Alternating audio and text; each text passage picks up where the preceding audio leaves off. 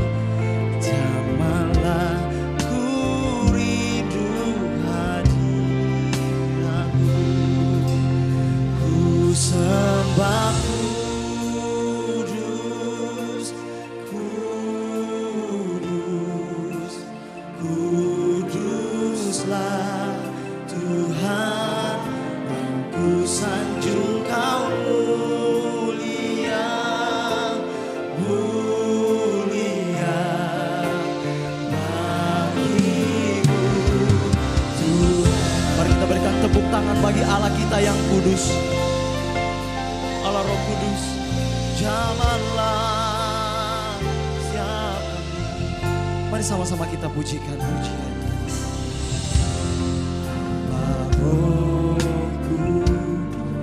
Mari penuhi setiap kami Bapa. Penuhi kami. Amin. Rindu Kau selalu dalam hidupku. Allah Roh Kudus.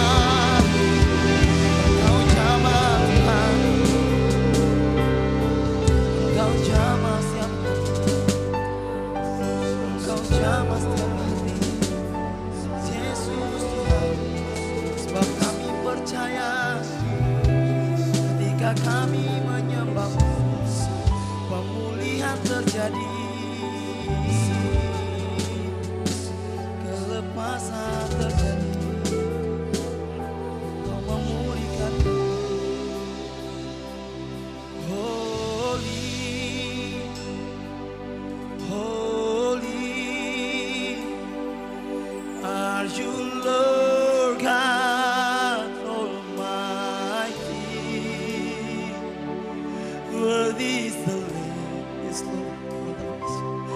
Worthy is the Lamb. You are holy. Amen, amen, amen. Engkau kudus Tuhan.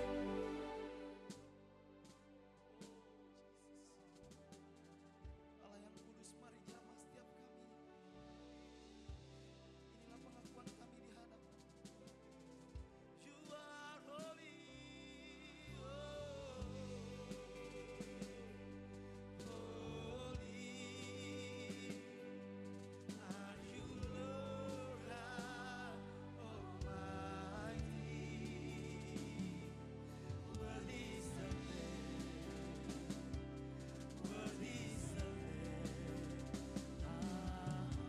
Mari sambil bangkit berdiri Bapak Saudara, kita mau nyatakan lebih lagi bahwa Allah kita Allah yang kudus.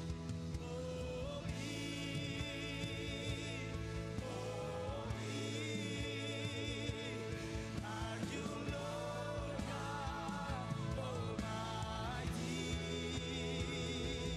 Worthy is the Lamb, worthy is the Lamb. You are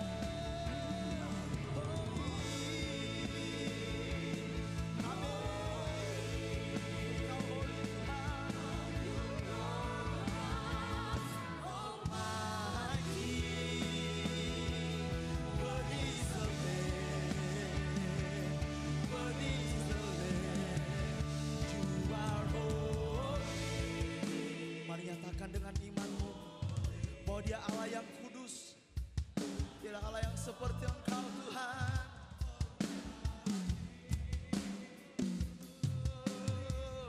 Worthy is the Lamb. You are holy.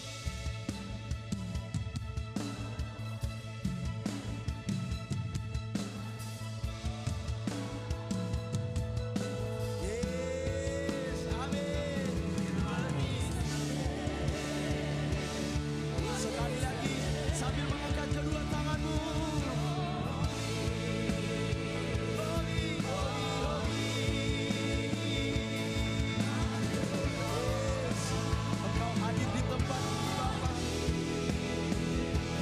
Worthy is the Lamb. Nyatakan worthy is the Lamb. Sekali lagi. One more.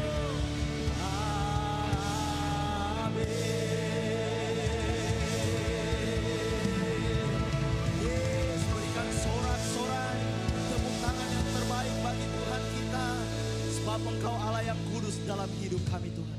Tidak Allah yang seperti Engkau. Untuk itu Tuhan, di sore yang hari yang indah ini Tuhan, kami mau lebih lagi bersorak bagi Tuhan. Kami mau memuji Tuhan. Yang siap sama-sama kita katakan amin. Boleh saya dengar lebih lagi kemuliaan sorak-sorai bagi nama Allah kita. Sebab Dialah yang memberikan sukacita atas setiap kita saudara. Dan Ia yang merubahkan ratapan menjadi tantangan. Mari sore hari ini dengan segenap hati kita memuliakan nama Tuhan. Mari menari bagi nama Tuhan.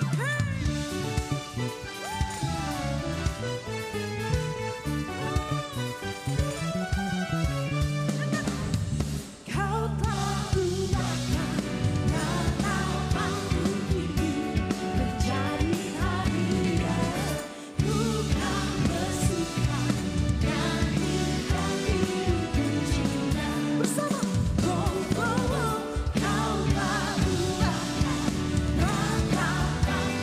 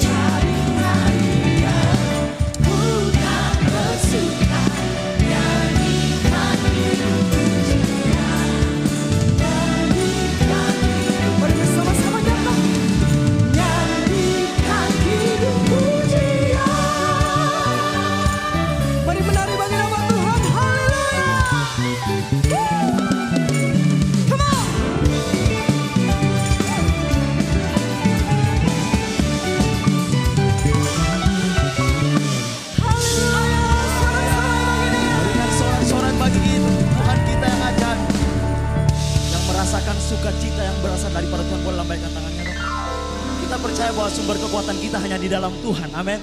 Untuk itu mari kita mau lebih lagi bersuka cita bagi Tuhan. Mari kita berikan tepuk tangan bagi Allah kita yang dahsyat.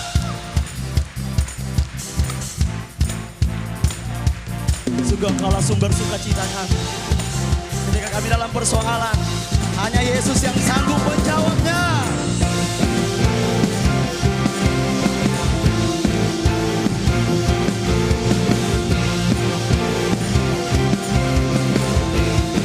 Mari sama-sama kita puji. Rasakan sukacita di saat ku menyembahmu. Ku percaya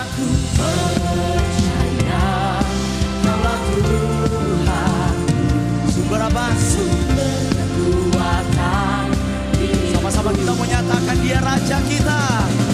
Kau Rajaku, Engkaulah harapanku, menjadi sumber kuatku. Terima kasih Tuhan, terima kasih atas hadirat-Mu. Melalui pujian penyembahan kami dikuatkan. Dan sebentar kami akan menerima firman-Mu Tuhan, kiranya Kau akan memberkati hamba-Mu. Kami percaya firman-Mu menjadi kekuatan bagi kehidupan kami. Hanya di dalam nama Tuhan Yesus, amin. Haleluya. Hari ini kita akan sama-sama membahas firman Tuhan yang saya beri judul Tuhan Yesusku nomor 1. Kita akan buka firman Tuhan di dalam kitab Lukas pasalnya yang ketiga ayat yang ke-15 sampai 16. Saya akan bacakan buat saudara Lukas 3 ayat 15 sampai 16. Orang banyak sedang menanti dan berharap dan semuanya bertanya dalam hatinya tentang Yohanes. Kalau-kalau ia adalah Mesias.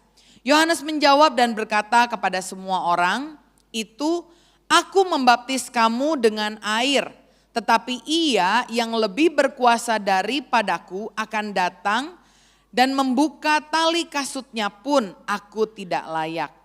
Ia akan membaptis kamu dengan Roh Kudus dan dengan api. Amin.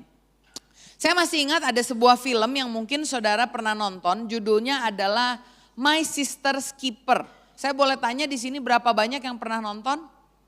My Sister's Keeper, ada beberapa ya. Ini film yang sudah lama dan ternyata film ini terinspirasi dari sebuah cerita nyata antara seorang anak bernama Molly dan saudaranya Andrew dari keluarga Nash.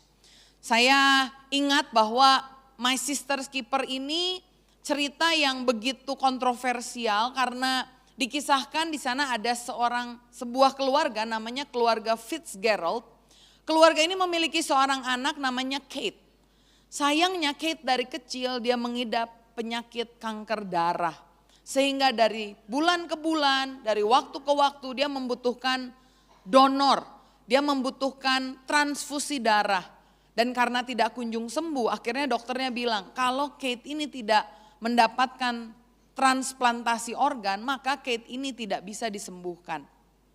Sayangnya untuk mendapatkan donor organ, bukan hanya harus ada orang yang mau, tapi organ yang dipakaikan itu harus cocok, harus sesuai. Karena kalau enggak bisa komplikasi dan akhirnya menyebabkan kematian. Lalu akhirnya Brian dan Sarah, orang tuanya Kate ini berunding. Gimana ya kita untuk menyelamatkan anak kita si Kate ini. Kemudian mereka memutuskan satu keputusan yang lumayan kontroversial.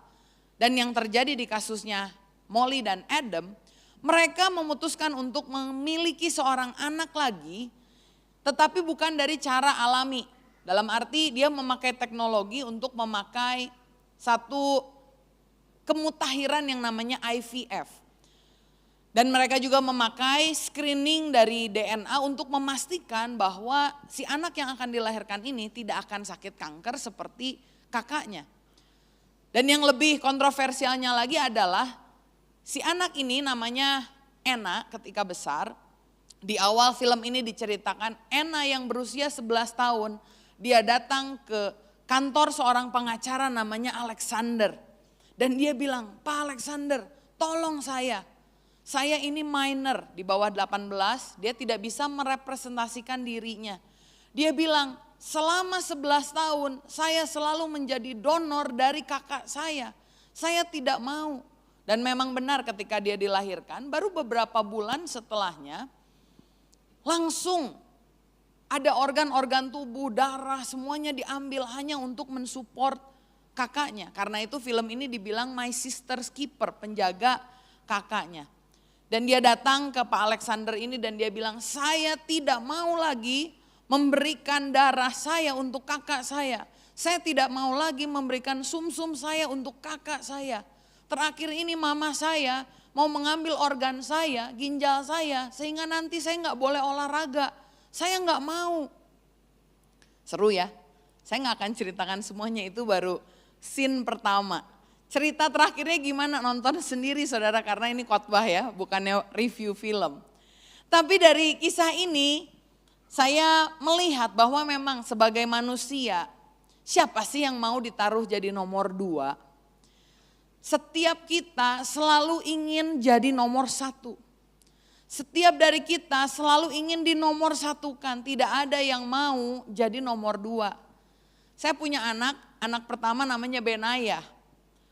Udah beberapa lama ini saya bujuk-bujuk, Ben, mami punya dede lagi ya? Gak mau, 1 aja. Benaya pengen 1, dia pengen jadi yang pertama. Gak mau jadi yang kedua, padahal kalau punya adik kan tetap anak pertama ya. Tapi memang secara naluri manusia, kita ini ingin jadi nomor 1. Kita lihat anak-anak balita, kalau punya makanan kita minta, seringkali gak boleh ya. Ini punya saya, it's mine. Umur 2 tahun kalau ada sharing mainan pasti gak mau. Pengennya punya saya, semuanya punya saya. Dan itu menunjukkan betapa benar manusia yang telah jatuh di dalam dosa selalu menempatkan dirinya ingin di tempat yang pertama. Saudara mungkin bilang ada orang kok yang bisa mengutamakan orang lain. Saya tahu ada personal assistant ketika dia bekerja, dia selalu memikirkan bosnya. Sampai ada PA yang suka curhat, aduh bos saya itu hari ini dia memutuskan mau berangkat besok sama temennya. Disuruh cari tiket harus ada. Kalau pengen apa-apa harus bisa. Satu kali dia bilang, aduh saya ini lagi on the way ke bandara, terlambat. Tolong kamu berhentiin dulu pesawatnya. Gak bisa. Tapi biasanya PA selalu melakukan apa yang bosnya mau. Tapi pertanyaannya kenapa? Saya rasa karena gajinya besar ya. Kalau gajinya kecil ada yang mau jadi PA? Kalau mau libur harus nentuin jadwal ikut bosnya.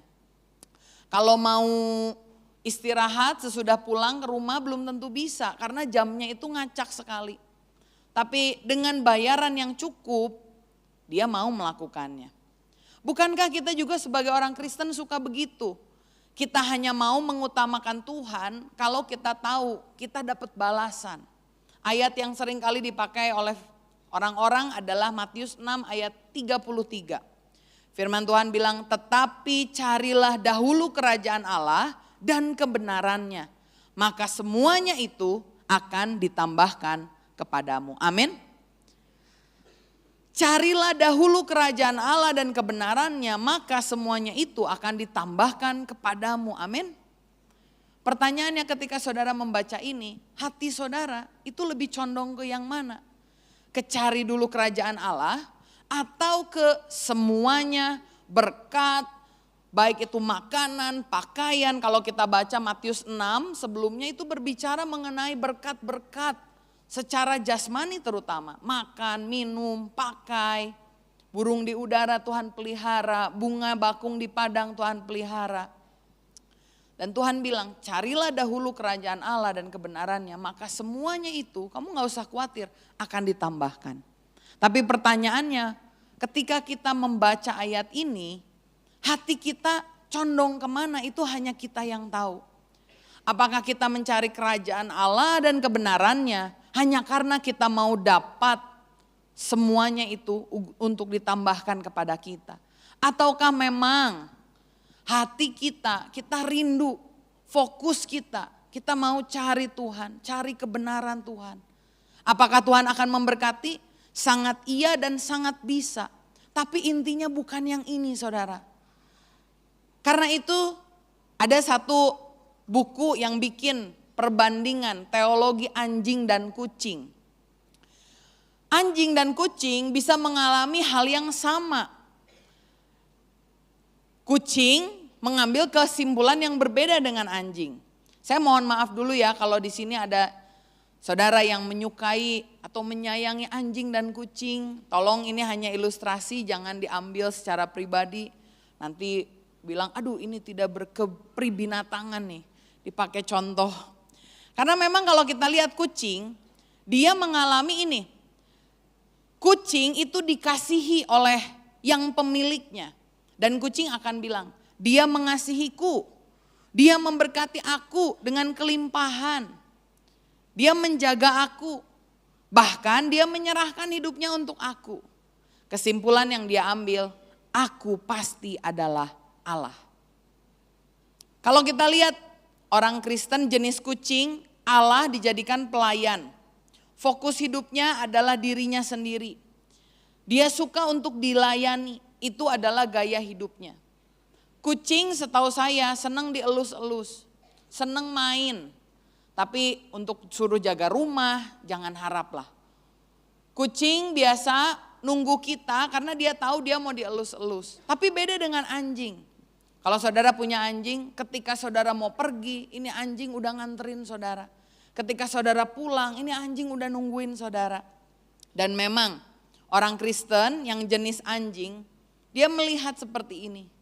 Tuhan mengasihi aku, dia memberkati aku dengan berlimpah. Dia menjaga aku, bahkan dia menyerahkan hidupnya untuk aku.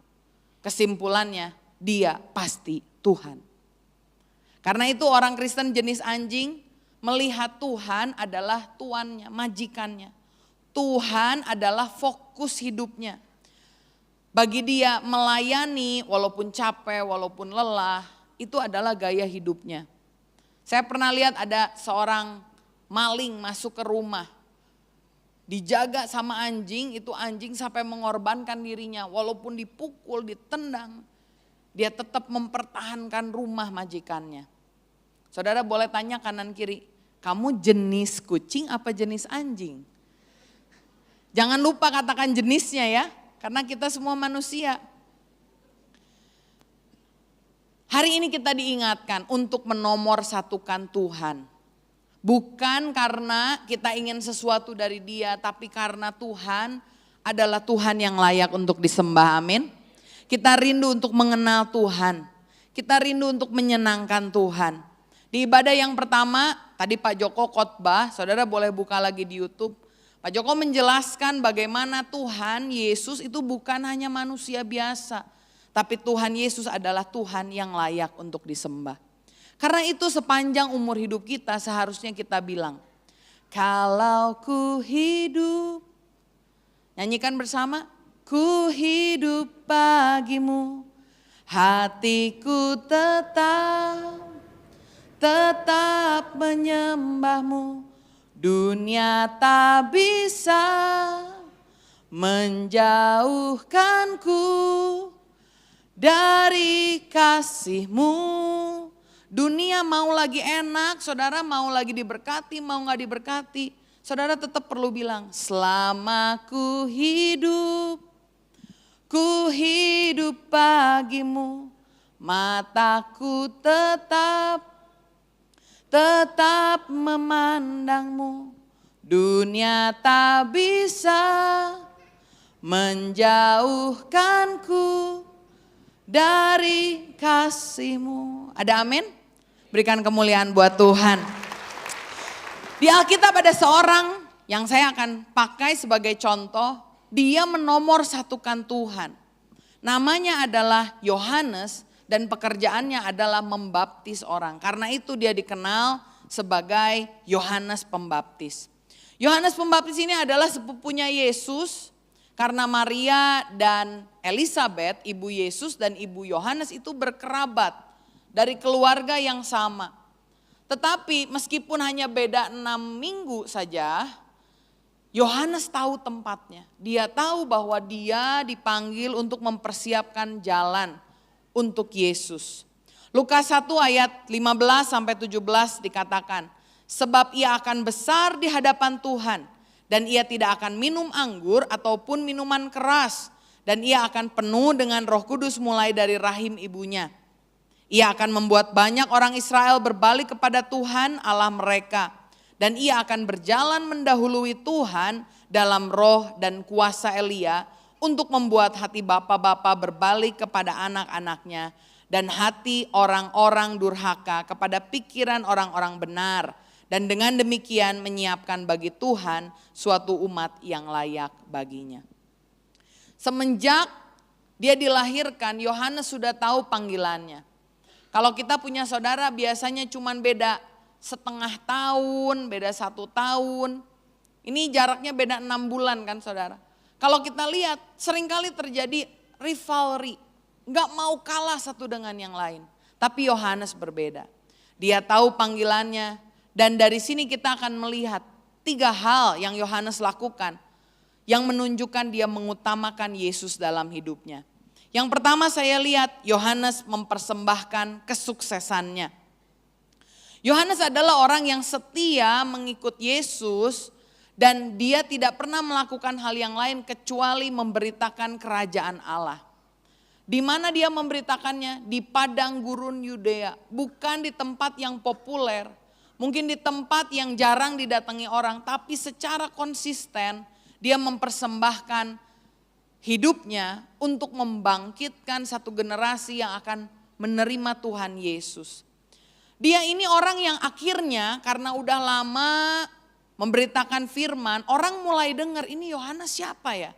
Dan mulai ada kasakusuk. Ini siapa, ini siapa?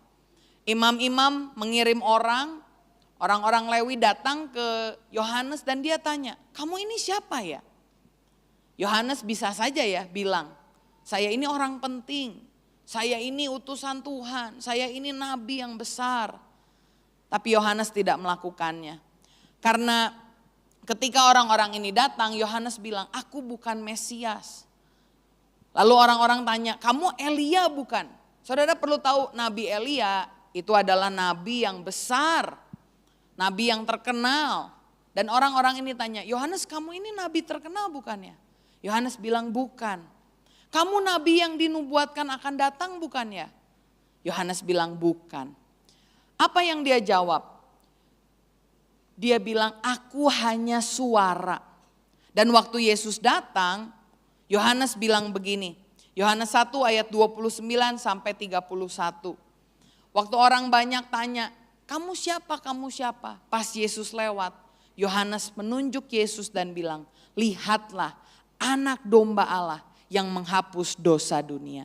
Dialah yang kumaksud ketika kukatakan, kemudian daripadaku akan datang seorang yang telah mendahului aku, sebab dia telah ada sebelum aku. Dan aku sendiri pun mula-mula tidak mengenal dia. Tetapi untuk itulah aku datang dan membaptis dengan air supaya ia dinyatakan kepada Israel. Ketika orang-orang tanya mengenai kesuksesan Yohanes, Yohanes enggak bilang ini karena saya hebat, ini karena saya bisa. Tapi Yohanes bilang itu lihat, itu Tuhan Yesus. Hari ini saudara kalau engkau mau menomorsatukan Tuhan, kita meneladani Yohanes. Lakukan hal yang pertama ini. Saat saudara sukses, saat saudara bisa, saat saudara berubah, saat bisnismu dipakai Tuhan, karyamu, talentamu, banyak orang yang tanya, mari lakukan satu hal ini. Engkau tunjuk sama Tuhan Yesus dan bilang, aku bisa karena Tuhan Yesus, amin. Itu adalah ciri orang yang mengutamakan Tuhan. Biar Yesus yang jadi nomor 1. Biar Yesus yang ada, bukan aku yang disembah, bukan aku yang dipuji. Seringkali orang zaman sekarang itu punya sindrom pengen ada di depan panggung. Buktinya dulu handphone itu diciptakan tanpa kamera depan saudara. Tapi sekarang orang-orang seneng selfie ya. Siapa di sini seneng selfie? Kemudian bukan hanya selfie, dimasukin ke Instagram. Dilihat likes-nya berapa. Bahkan kalau di story, saya baru dengar ternyata terutama anak-anak muda. Dia suka ngeliatin yang like saya siapa ya. Apalagi kalau di repost, wah rasanya bangga sekali. Seringkali kita ingin menampilkan diri kita. Banyak orang yang ketika pelayanan sekarang gak mau pelayanan di belakang panggung. Pak, saya mau pelayanan. Pelayanannya mau apa? Mau singer, song leader, pemain musik, bahkan pengkhotbah. Tapi kalau di belakang panggung gak mau. Padahal saudara, ketika kita sukses, ketika Tuhan pakai kita, kita harus bilang itu semua hanya karena Tuhan Yesus, amin. Jangan sombong. Lucifer, malaikat yang dibuang Tuhan, tidak mengutamakan Tuhan. Karena ketika semua melihat dia melihat bahwa wah kayaknya enak ya nih kalau setara dengan Tuhan. Ini ya yang dilakukan oleh dosa. Orang-orang di zaman Babel juga mencari nama untuk dirinya sendiri. Tapi hari ini kita bilang, kalau saudara dipakai Tuhan, saudara diberkati Tuhan, saudara pintar, saudara punya talenta. Ketika bisnis orang tutup, saudara malah buka bisnis baru. Dan orang bilang, kok bisa sih hebat? Mari belajar bilang, semua hanya karena Tuhan. Yang pertama, Yohanes mempersembahkan kesuksesannya untuk Tuhan. Yang kedua, Yohanes mempersembahkan kepemilikannya untuk Tuhan. Yohanes dikenal orang sehingga dia memiliki murid-murid. Zaman dulu punya pengikut itu keren banget saudara. Zaman sekarang aja kalau follower banyak kan keren, apalagi zaman dulu. Yohanes diikuti oleh orang-orang karena dia membaptis, dia mempertobatkan orang. Tapi satu kali murid-muridnya lihat, kok ada toko sebelah yang buka ya. Ketika dia lihat di sebelah sungai yang lain, Yesus murid-muridnya mulai membuka pelayanan yang kira-kira mirip. Mereka membaptis orang-orang sehingga ada beberapa orang yang biasanya harusnya datang ke Yohanes Pembaptis, sekarang malah datang ke Yesus. Dan ketika itu terjadi, apakah Yohanes menjadi marah? Apakah dia sebel? Apakah dia benci? Sama sekali tidak. Malah dia berkata, Yohanes 3 ayat 29 sampai 30. Yang empunya mempelai perempuan ialah mempelai laki-laki. Tetapi sahabat mempelai laki-laki yang berdiri dekat dia dan yang mendengarkannya sangat bersuka cita mendengar suara mempelai laki-laki itu. Itulah sukacitaku dan sekarang sukacitaku itu penuh. Ayat 30 kita baca bersama-sama. Ia harus makin besar tetapi aku harus makin kecil. Katakan bersama-sama, ia harus makin besar tetapi aku harus makin kecil. Bukan hanya kesuksesannya dia bilang itu Yesus. Jangan lihat sini aku hanya suara. Tapi ketika murid-muridnya diambil, Yohanes bilang itu sukacitaku. Di dalam ayat ini Yohanes pakai istilah mempelai laki-laki punya seorang sahabat dan dia melihat ada mempelai perempuan bertemu dengan sahabatnya. Saudara yang di sini pernah menikah atau pernah diajak orang jadi groomsman atau bridesmaid. Kan saudara tahu ya, meskipun kita sama-sama keren, sama-sama cantik, mempelai wanita itu pasti dinikahkan dengan mempelai pria. Kan gak ada kejadiannya. Kita jadi sahabat mempelai pria, tiba-tiba mempelai wanita menikahnya sama kita. Wah itu cinta segitiga, ditikung orang. Yohanes tidak membiarkan dirinya menikung Yesus. Dia bilang, aku ini sahabat mempelai pria. Kalau orang-orang mengikuti Yesus, aduh aku sukacita banget. Biarkan dia, Yesus makin bertambah dan aku makin berkurang. Dan yang lebih dahsyatnya lagi, bukan hanya orang-orang ini pindah kepada Yesus, tapi Yohanes sendiri mengutus 2 orang muridnya untuk mengikut Yesus dan menjadi bagian dari 12 murid Yesus. Karena ketika Yohanes tadi bilang, itu anak domba. Ada muridnya dengar, oh kalau itu yang juru selamat, ya udah saya nggak usah ikutin Yohanes, saya ikutin Yesus aja langsung. Apakah Yohanes marah? Sama sekali tidak. Kesukaan Yesus adalah kesukaan Yohanes. Sukacita Yesus adalah sukacita Yohanes. Dan itu menunjukkan bahwa Yohanes menempatkan diri Yesus di tempat yang pertama. Bagaimana dengan kita, saudara? Apa yang kita miliki? Maukah kita mempersembahkannya untuk Yesus, untuk Tuhan, dan tidak marah ketika Tuhan pakai itu dan mengambil itu dari saudara? Mungkin saudara punya waktu yang sibuk, yang padat. Dan kalau saudara mulai terjun dalam pelayanan, saudara mulai ngoceh. Aduh, saya tuh udah sibuk, gak ada waktu istirahat nih kayaknya. Sekarang suruh pelayanan, suruh jangkau jiwa. Yang di sini lagi Bikom Day, diminta jadi PKS. Aduh, kayaknya susah banget. Pertanyaannya, apakah saudara menomorsatukan Tuhan atau tidak? Me time itu boleh saudara, tapi kalau me time-nya sampai 1 tahun ya keterlaluan lah. Mari kita bagi-bagikan waktu kita. Ada orang yang mungkin bilang, saya kan suka rela ya, kenapa? Kalau pelayanan, kayaknya jauh. Di sini pemain musik saya tahu ada beberapa yang dikirim ke cabang-cabang. Aduh, repot banget, harus pelayanan hari Sabtu. Aduh, repot hari Minggu, harus 2 kali pelayanan. Maukah saudara menomorsatukan Tuhan? Saya bukan bilang pelayanan dalam gereja segala-galanya, bukan. Tapi kalau saudara melayani di gereja aja susah, berani apa saudara melayani di luar?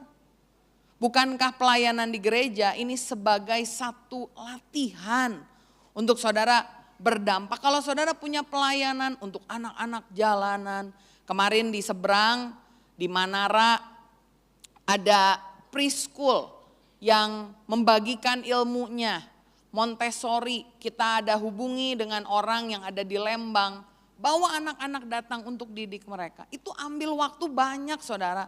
Mereka bawa goodie bag, memberikan berkat, harus kasih modal, kasih keuangan, bagi ilmu. Tapi mereka mau lakukan. Mereka datang jauh dari Jakarta, yang satu di sini datang dari Lembang, ketemu di Manara. Mau loh saudara. Mereka menomorsatukan Tuhan untuk menjangkau jiwa.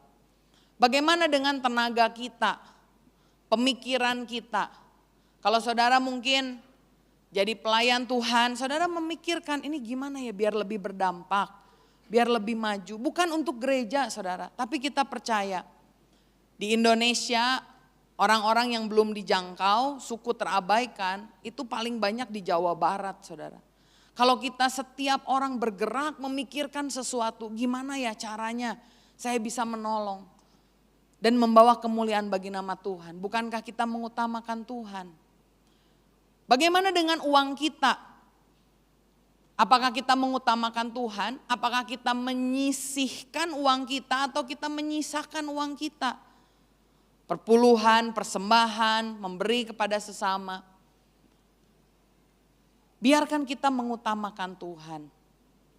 Bagaimana? Karena kita lagi ngomongin Bikom ya. Kalau di sini saudara-saudara punya Komsel, punya Bikom, di sini ada PKS.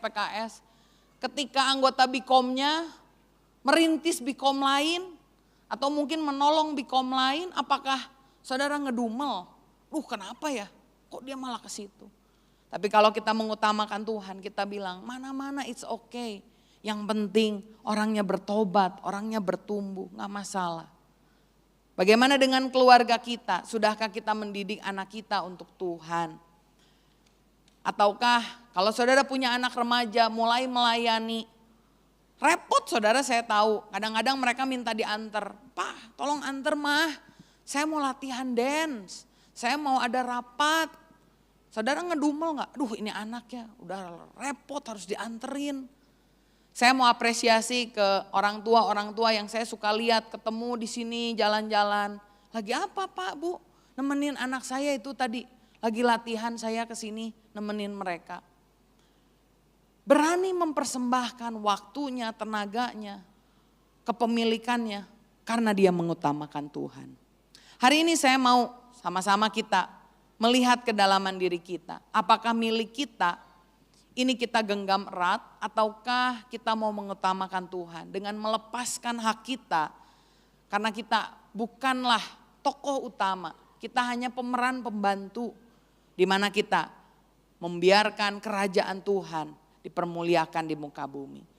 Yang ketiga, yang terakhir, Yohanes Pembaptis dia bukan hanya mempersembahkan kesuksesannya, dia bukan hanya mempersembahkan kepemilikannya, tapi ini yang dahsyat, dia mempersembahkan ketaatannya.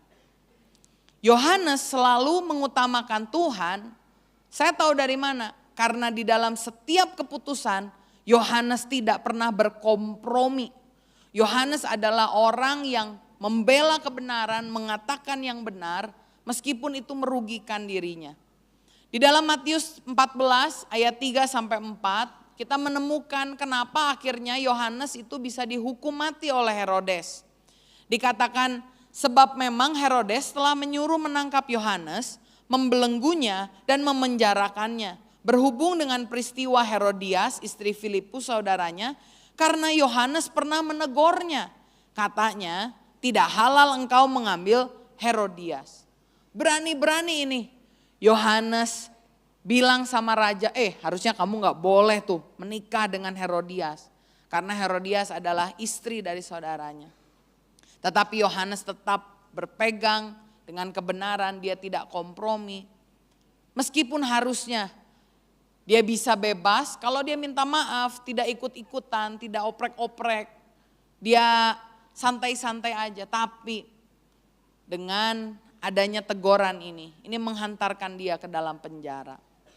Bagaimana saudara dengan kita?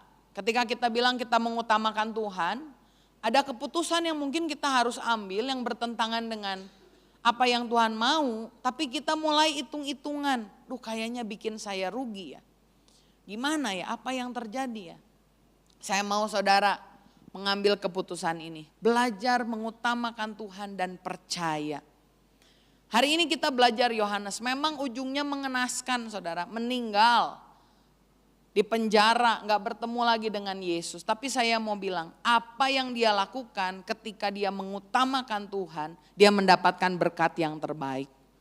Mungkin bukan selalu yang jasmani, tapi Yohanes diakui oleh Yesus sebagai orang yang menyenangkan hatinya.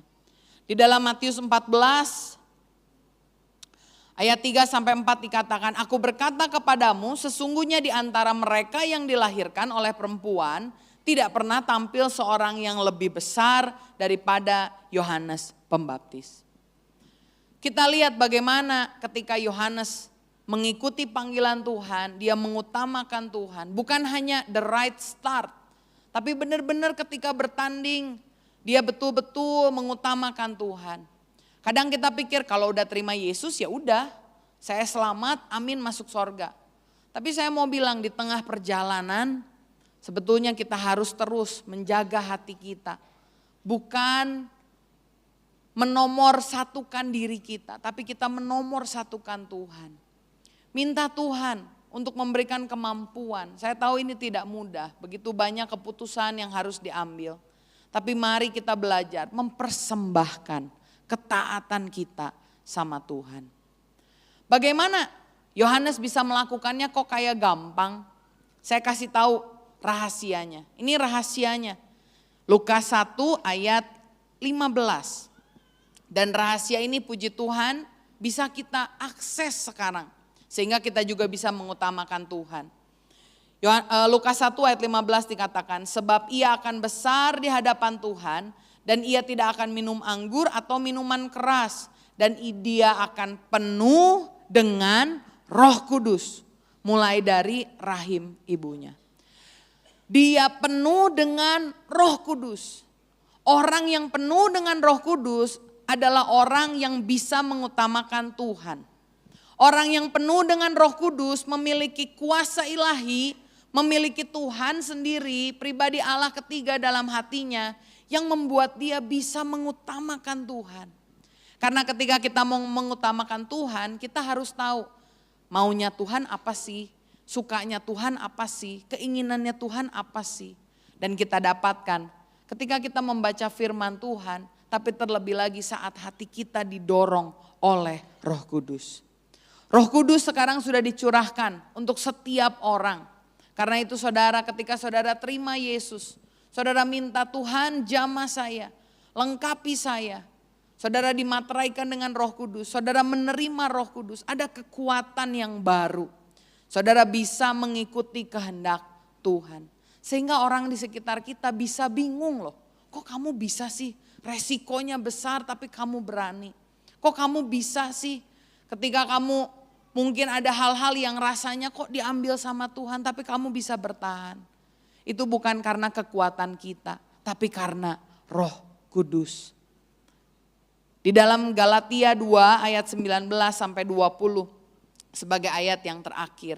Ada seorang lain namanya Rasul Paulus. Dia juga mengandalkan Tuhan, dia mengutamakan Tuhan dan dia berkata, sebab aku telah mati oleh hukum Taurat untuk hukum Taurat supaya aku hidup untuk Allah. Aku telah disalibkan dengan Kristus, namun aku hidup, tetapi bukan lagi aku sendiri yang hidup, melainkan Kristus yang hidup di dalam aku. Dan hidupku yang kuhidupi sekarang di dalam daging adalah hidup oleh iman dalam Anak Allah yang telah mengasihi aku dan menyerahkan dirinya untuk aku. Kita hidup, tapi bukan milik kita lagi. Not I, but Christ. Katakan sama-sama, not I, but Christ. Bukan saya, tapi Tuhan. Kalau saudara ingat ketika saudara bilang, Tuhan bukan saya yang hidup, tapi Tuhan yang hidup di dalam saya. Saya percaya dengan bantuan Roh Kudus, saudara bisa menomorsatukan Tuhan, amin. Saudara bisa memberikan persembahan yang baik, saudara bisa mempersembahkan kesuksesan saudara. Ini menjaga saudara untuk gak jadi sombong. Saudara memberikan kepemilikan saudara. Dan saudara mempersembahkan ketaatan saudara. Saya berdoa dengan kuasa Roh Kudus, saudara diperlengkapi untuk bisa selalu menomorsatukan Tuhan. Selalu menomorsatukan Tuhan. Selalu menomorsatukan Tuhan. Mari kita berdoa. Tuhan, terima kasih buat firman-Mu hari ini. Firman-Mu ya dan amin. Firman-Mu adalah kebenaran. Biarkan itu menguatkan iman kami. Biarkan segala kenyataan, fakta apapun tidak mengalahkan kebenaran. Sehingga kami punya pengharapan di dalam firman Tuhan. Berkati bangsa kami ya Tuhan. Biarkan bangsa kami terus ada dalam kedamaian, lawatan Tuhan. Kebangunan rohani terjadi di bangsa kami. Pemimpin-pemimpin yang di bangsa kami takut akan Tuhan. Dan juga kami berdoa buat gereja-gereja Tuhan yang ada di Indonesia. Biarkan Kau terus berkati sertai sehingga setiap gereja bisa menjadi berkat buat kota, buat bangsa ini. Dan kami juga berdoa buat saudara-saudara kami yang hari ini mungkin sedang menjauh dari Engkau, sedang lemah imannya. Kami berdoa di dalam nama Tuhan Yesus, Roh Kudus menjamah, mengobarkan kembali semangat mereka untuk beribadah, untuk dekat dengan Tuhan. Sehingga mereka tidak menjadi orang percaya yang suam-suam, tetapi menjadi orang percaya yang berapi-api. Terima kasih ya Tuhan, sekarang kami mau angkat tangan kami membutuhkan berkat-Mu. Diberkatilah keluargamu, diberkatilah usahamu, diberkatilah studimu, diberkatilah pertumbuhan rohanimu. Engkau akan terus naik bukan turun. Engkau akan menjadi kepala bukan ekor. Berkat dari Allah Bapa, keselamatan dari putranya Yesus Kristus, dan persekutuan yang manis dengan Roh Kudus akan menyertai hidup kita sampai selama-lamanya. Di dalam nama Tuhan Yesus yang telah diberkati, mari katakan amin. Tetap ikuti ibadah online, bagikan ibadah ini jika memberkati saudara, dan jangan lupa subscribe untuk terus diberkati oleh konten-konten rohani. God bless you.